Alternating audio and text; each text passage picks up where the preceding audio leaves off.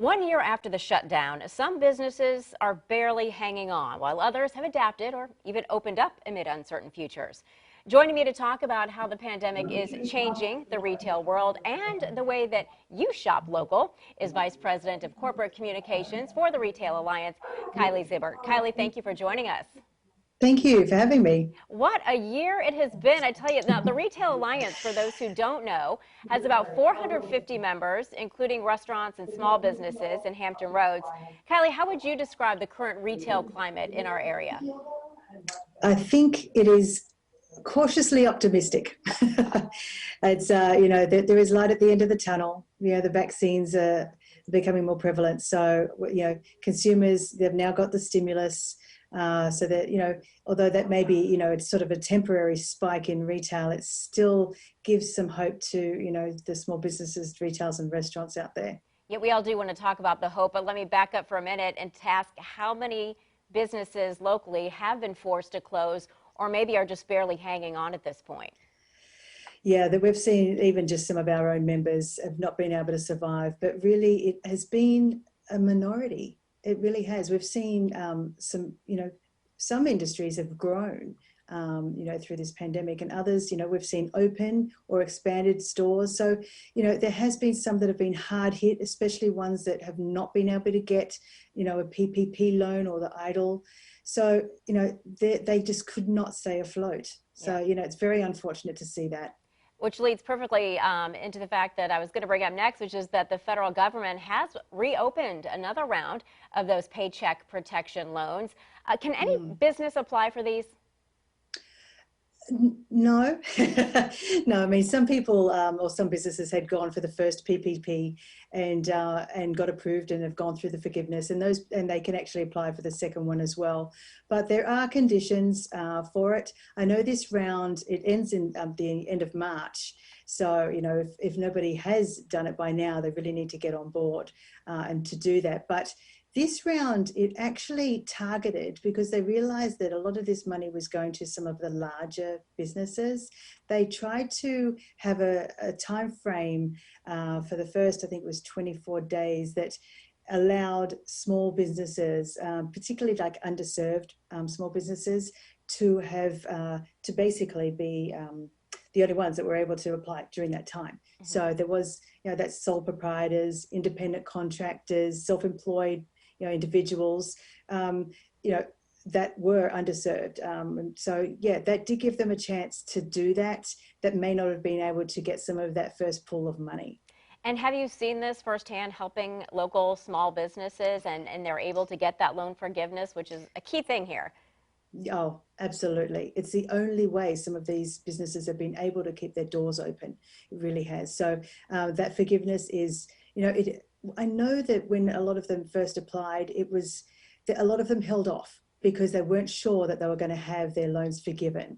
But it has ended up, the majority of them have. So it has been very promising, which is why this second round of PPP will help a lot more. I think people will be more confident to actually apply for that second round of loans and to have them forgiven as well. Yeah, and as you mentioned, the time frame there, it's up on March 31st.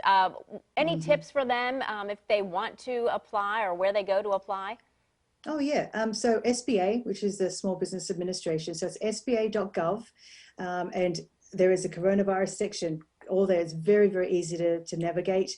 It's got the form there. It's got, details of who can apply, who's eligible. So just go to sba.gov and they can see all the details very easily. And, also talk to your banker. Your local banker, they've been through this now, the first round, so they know what they're talking about. So either your local banker, or if you don't have one, you can find a lender online and they can match you up with someone through the SBA's website. Great. Doesn't sound complicated, which is good because when you're under that kind of stress with a business that you're trying to keep afloat, having something like that to be easy is also pretty important. All right, let's talk about the challenges that existing businesses have right now. They're trying to reinvent themselves or to comply with current restrictions. And how does that look now? Well, we all know that, the governor has started easing up some of these restrictions, obviously got a long way to go. But, that there is some hope on the horizon, as we were saying earlier. So, having there are so many industries that are impacted, the lack of events, is still going to be a challenge that impacts, from event planners to event venues, wedding caterers, florists. Really, so there's widespread that, those restrictions. I don't think they realize how many industries it does impact. So, and the fact that the social gatherings are still limited, still 10 people indoors, 25 outdoors. The good thing is that, some of the bigger events that are held now can go up to, like, I think it's 30% of capacity or up to 1,000 people. So that is a good sign as well, for some of these bigger venues. But there is also just so many challenges. I mean, I just to name a few of them. I don't know if you've noticed that, we had one of our members say the cost of lumber has gone up because everyone at home is having all of these home improvements done. So and the supply chain, there's delays in getting materials, manufacturers, factories were shut down for a while. So there's all this backlog that's still happening. So just in terms of getting the products to consumers is a challenge for the businesses, but also for the consumers. The other side of the coin is, yes, there is that vaccine that a lot of, people have got, but there's also just a little bit of caution still about, going out and shopping. They've had, the benefit of being able to order things online. They've had the curbside pickup, they've had, pick up in line if they've ordered, pick up in store. It's called BOPA. So it's buy online, pick up in store. So there's, those things that you get used to. Consumers have changed their behavior since the pandemic. So now retailers have to change the way that they operate as well. And so are they concerned that consumers have changed so much over the past year, like you said, that it just becomes easy to order online and go pick up in the store or go pick up outside the store? Because we know that a lot of people, you don't intend to buy something, but once you're in the store and you're looking around, you might buy. Is that a real concern for these retailers, that they're not going to have that foot traffic? I think it is. It really is. But I think that, this is a year in. They've already had to, adapt to that already. So, with all of those, operational changes that they've been able to do, hopefully they've got an e-commerce site, or at least have a presence online to drive traffic, even to, sell their stuff on social channels. All that sort of things is things that they should have really been working on for the past 12 months.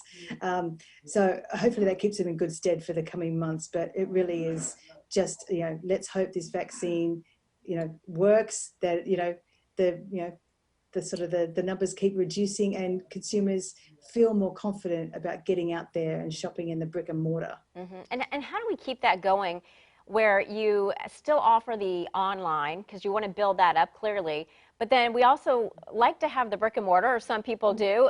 Do we see a lot more brick and mortar closing over even the coming years because of our changing in habits and people kind of transitioning their business to more online? Yeah, I think that a lot of this is going to become a hybrid. There will be people who, just don't want to invest in the storefront and can move online, but there is still a lot of businesses that can't operate online. So for those, the brick and mortar does work. We know that people are social. They want to get out. They really enjoy the shopping experience. So I don't think it will ever go away. It's just how they adapt to that, as I said, the changing consumer and what they want to do. And that's something that, they're going to have to really engage now, talking to, and, their customers, finding out who their customers are, and through, their channels, engage them on social media and drive, people with some sort of special in store, or they, if they come to the store, they get, free product, or there's just lots of different marketing tactics that they're going to have to start introducing to really, be successful with a brick and mortar store. And as you said, some of these things that they have changed, like the curbside pickup that's now available, will probably be sticking around, and maybe some teleworking from home, those sorts of things will be sticking around. What about the health safety precautions like masks and extra sanitizing? Are there still issues with getting enough PPE for these businesses? And is that something you see sticking around as well for at least a while? I think that now consumers expect it. I think that they really, but I also think that from what we've seen, we haven't seen it being a big issue anymore, finding a lot of these products. We still have, a whole bunch of masks that we were giving out to small businesses, and we're still getting requests for those. So it is still a need, but it's not such a big issue as when this all started and everyone was scrambling. It's just, it's not the case so much anymore. But I do feel that consumers now, it's still an ongoing concern. I think that, they may be a little bit more relaxed, but they still expect the businesses to take it seriously in terms of, the cleanliness and the safety. There's been some talk, I know about these like passports that people get when they get vaccinated. Has there been any talk really among Retail Alliance or among your members about, maybe letting people in for bigger events once they get a vaccine? And do you think that that would work well? Well, we haven't heard much talk about it as of yet, but it's something that we definitely will broach with them. A lot of these businesses are just wanting the people back in, so I don't think any hindrance to that. And maybe I'm thinking more along the line of since we are, the oceanfront area and probably bigger venues, and even in Town Point Park in the summer, we tend to have big festivals and where lots of people want to gather. We just want to get back in and get to that as soon as we can. I'm sure people have been talking about ways to kind of slowly and responsibly, though, reopen and get those things started, because they are losing a lot of money every festival we don't have. Oh, absolutely. Some of these, as you said, like the ocean front, they're always slow, during winter, but without these big festivals and concerts, they've really been hard hit.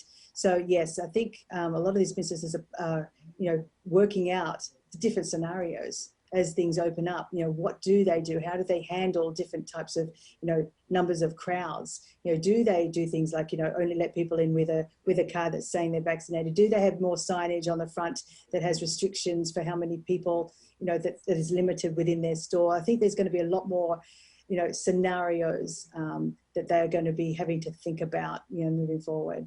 Yeah, and are they prepared to kind of jump right back in with the amount of staffing and that sort of thing, or is it going to take a lot more training? Oh yes, and I think staffing is something that has been very difficult. Mostly for restaurants. When they were getting unemployment at the time, like during the first 6 months or so, people, they've got more money being on unemployment than they did being working. So a lot of the staffing was a real issue for a lot of small businesses, especially restaurants. But I think that finding people is always an issue. A lot of the bigger stores, they have, they're able to pay for advertising to get, a lot of staffing. But these small businesses, when they want to get the word out, it's very difficult to find, good people, who stick around, who can be trained, who take a passion for the store as much as the owner does. I think that, that's hard to find. So that, along with, the fact that there's a lot of changes and requirements now that are pushed back onto the owners and the staff. It's one of those extra things that they've got to handle. And they've been doing it for so long, everybody's pretty exhausted. Over the next year, as we start to reopen things, where do you see us maybe in a year from now? Best case scenario? Oh, best case scenario. Well, first case scenario, everything would be open, everyone would be shopping, but I don't think that that's realistic. I think that, as the government has tried their best, incentivizing consumers to, stimulate the economy. I think that if things like that continue and the economy starts, sort of improves, I think that will then bode hope for having a very positive 2022, but I think 2021 is still a little uncertain. I mean, as a retailer, I don't know if people understand that the retailers are buying their stock for their holiday season now. So if their cash flow isn't there, how do they know? How are they going to afford to buy the stock for Christmas? But how do they know, with all of these restrictions, whether they're even going to have consumers in their store? So this year is still quite uncertain. So we're hoping that 2022 definitely, is going to have to look much better than, the last 12 months. All right. Kylie, thank you so much for your time today. I appreciate it. And I don't want to put words in your mouth, but I would assume you would just say shop local and support those businesses.